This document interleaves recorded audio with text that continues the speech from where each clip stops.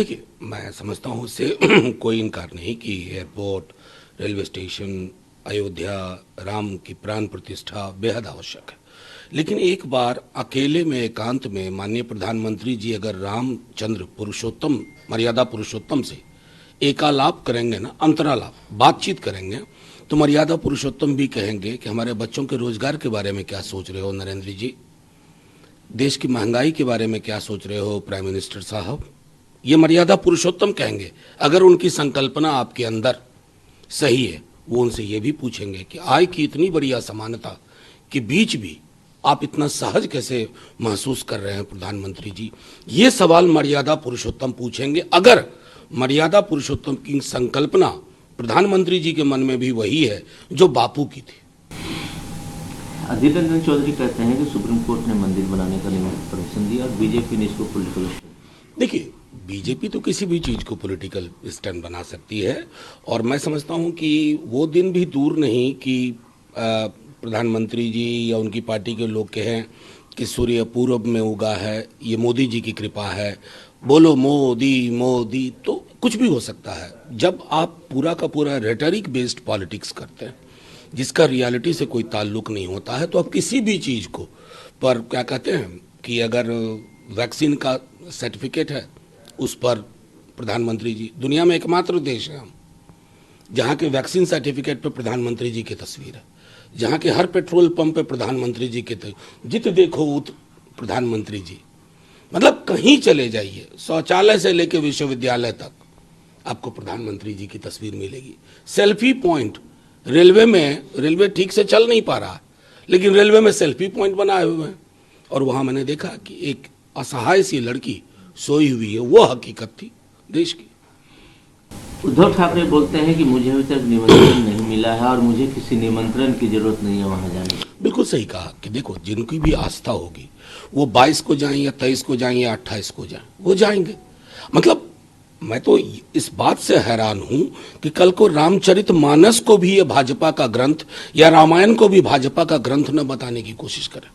अरे ये सारी पौराणिक कथाएं, जो भी किताबें हैं, ये महत्व देश की थाती। संजय राउत बोलते हैं कि अब यही एक बाकी रह गया है कि हो सकता है कि आगे बीजेपी बोल दे कि भगवान राम हमारे कैंडिडेट थे इलेक्शन। उन्होंने जो कहा उस तंज को समझिए कि कर्नाटक में चुनाव हो रहा था, बजरंग दल के कुछ कुकृत्यों पर चर्चा हुई तो खुद प्रधानमंत्री जी जाके Bajrang Dal is equal to Bajrangbali कहा है, लेकिन कर्नाटका के लोगों ने इनकार कर दिया।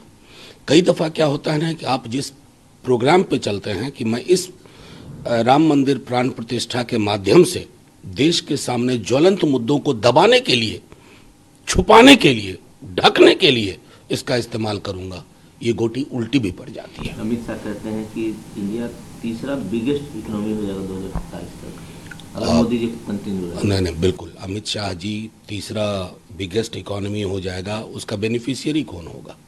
आम आवाम। इनकम इनइक्वालिटी खत्म हो जाएगी। इकोनॉमी को समझने के लिए ये देखना सबसे ज़्यादा ज़रूरी है कि इंक्लूसिव कितनी है। अगर वो आपकी समझ नहीं है कि इंक्लूसिव इकोनॉमिक मॉडल को फॉलो करना है, तो मैं दुनिया के कई देशों को जानता हूं जहां समृद्धि के 3 टापू हैं और पूरा का पूरा देश असमानता के महासागर में गोते लगाता है, गरीबी में, मुफलिसी में जीता है। अगर ऐसा हिंदुस्तान चाहिए अमित शाह जी को, आपको मुबारक साहब, हमें नहीं। न्याय यात्रा पर सवाल खड़े हो रहे हैं, चाहे बीजेपी के रवि किशन, वो बोलते हैं कि राहुल गांधी इसी बहाने जाने तो देश को। रवि किशन जी कितना जानते हैं, मैं टिप्पणी नहीं करना चाहता, लेकिन आप करिए ना यात्रा, कौन रोक रहा है आपको? आप भी करिए। हमारी पार्टी का भी कंसिस्टेंट पोजीशन रहा है कि हर यात्रा इस देश में आवश्यक है जो लोगों को यह एहसास दिलाए कि कश्मीर से कन्याकुमारी, मदुरई से मध्य प्रदेश, देश की एका की डोर में कहीं भी कोई चोट नहीं पहुंचनी चाहिए। इसलिए न्याय यात्रा या कोई भी यात्रा हर राजनीतिक दल को करनी चाहिए। अखिलेश यादव बोलते हैं कि 2024 वाला इलेक्शन, उसमें कुछ बातें हमेशा याद रखी जाएंगी। मैक्सिमम पार्लियामेंट को बाहर किया गया, नया पार्लियामेंट बनाया गया। देखिए, ये तो मैं तो खुद उसका चश्मदीद भी हूँ और विक्टिम भी हूँ। कई सवाल खड़े होते हैं कि आप लोकतंत्र, विदेश जाते हैं, प्रधानमंत्री जी कहते हैं मैं लोकतंत्र की जननी से आया हूँ और उस जननी के स्वास्थ्य का हाल देखना हो तो आप संसद के चलने को देखिए, विधानसभाओं के चलने को देखिए, सड़क पे कितना लोकतंत्र है, इस बात का आकलन करिए, सब समझ में आ जाएगा। ईडी ने फिर से एक बार हेमंत सोरेन को समन जारी किया, पूछताछ की और देखिए, फाइनल। मैं आप लोगों के भी इनोसेंस का कायल हूँ। ईडी काहे को कहते हैं, सीबीआई काहे को कहते हैं, अलग अलग शब्द खर्च करने पड़ते हैं। सीधे कहा जाए कि बीजेपी ने हेमंत सोरेन को बुलाया, बीजेपी ने अरविंद केजरीवाल को बुलाया, बीजेपी ने तेजस्वी यादव जी को बुलाया, वगैरह वगैरह वगैरह, सारी कहानी वही है। सुशील मोदी ने तो बहुत बड़ी बड़ी बात कर दी। देखिए, सुशील मोदी जी का पूरा बयान मैंने, एक बात है, पुरानी फिल्मों में एक गीत था, बेगानी शादी में अब्दुल्ला दीवाना। सुशील मोदी जी उस आदर्श चरित्र को, शादी किसी और की, ये दीवाने हो जाते हैं। सब कुछ खारिज हो चुका है जदयू की ओर से भी, वर्तमान और निवर्तमान दोनों ने। तेजस्वी जी ने परसों खुल करके कहा, लेकिन सुशील मोदी जी की एक दिक्कत है, और मैं समझता हूं उनकी दिक्कत नैसर्गिक भी है। वो रेलिवेंस तलाश रहे हैं, अपना संदर्भ, अपनी प्रासंगिकता जो पहले हुआ करती थी बीजेपी में, वो अब नहीं है।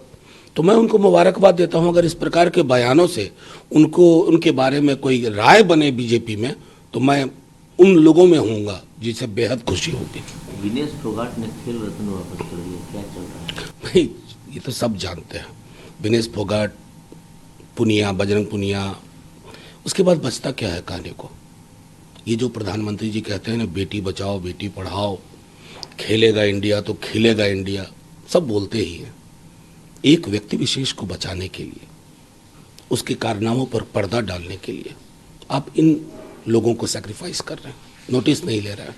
पूरी दुनिया देख रही है कितने असंवेदनशील आप लोग हैं, संवेदनहीनता आपका कैरेक्टर हो गई है। आखिरी सवाल, सब कुछ ठीक है बिहार में? ऑल वेल, सब कुछ ठीक है। देखिए, बिहार में सब कुछ ठीक है, इसलिए बीजेपी ठीक नहीं है, इसलिए हम बीजेपी की एक्टिविटीज़ को देख रहे हैं। बिहार में बीजेपी 2 सीट पाएगी, 3 सीट पाएगी, इतना भी कॉन्फिडेंस नहीं है 40 में से। तो उस मारे, और कुछ हमारे मीडिया के दोस्त भी मुगालते में आ जाते हैं, कभी गिरिराज सिंह जी ने कुछ कह दिया, कभी सुशील मोदी जी ने कुछ कह दिया, उसी को प्रमाण मान करके वो आगे बढ़ पाते हैं। टोटल पटाक्षेप है, किसी भी चीज़ पर कोई भी स्पेकुलेशन बेमानी है।